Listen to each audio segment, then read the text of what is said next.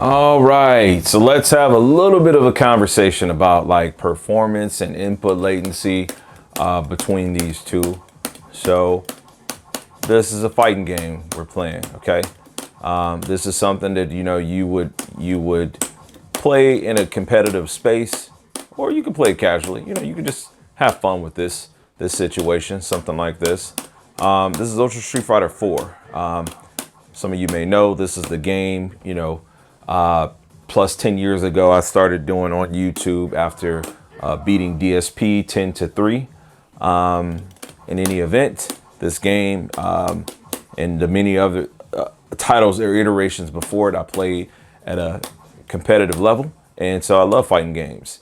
Input latency is something that, you can adjust to. Let's just start with that. That is a 100% fact. You can adjust to input latency. You wouldn't want to adjust to your own display's input latency if you were interested in venturing off to compete.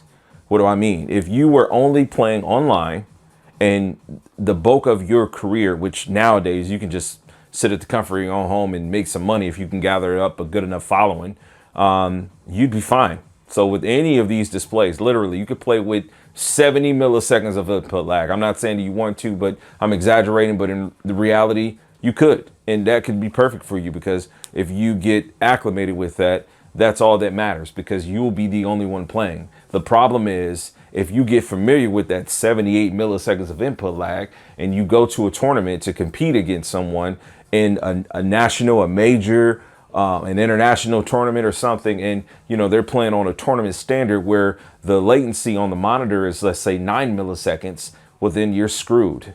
You know why you're screwed? You're screwed because your timing is going to be all off. You're not going to have any type of execution to what you're doing.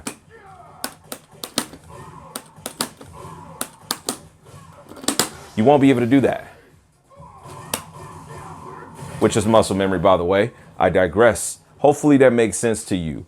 So whatever input latency that any TV has, understand that it's going to be absolutely perfect for you. Now, the lesser the better.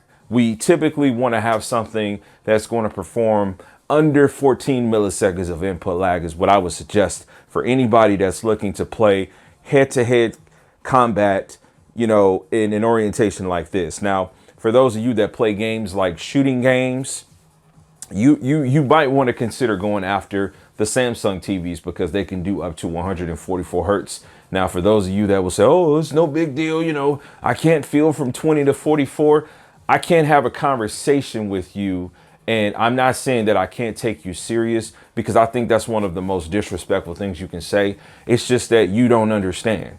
And if you're okay with playing with a lower refresh rate or a higher input latency, that's totally fine. Just understand that others are going to feel differently about it. Now, I am just going to tell you that you need to be conscious of what resolution and what refresh rate that you're going to be playing a game in. So fighting games typically are going to be played at 60 hertz, 60 frames per second. You would monitor what the input latency is and whatever resolution you're playing in that. And you would do the same thing for a shooter, a first person, action game, adventure game, an RPG game, and so forth.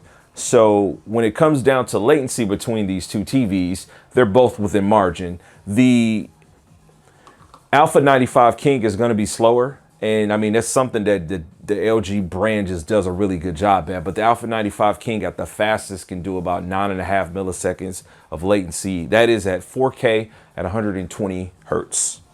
Let's keep it going.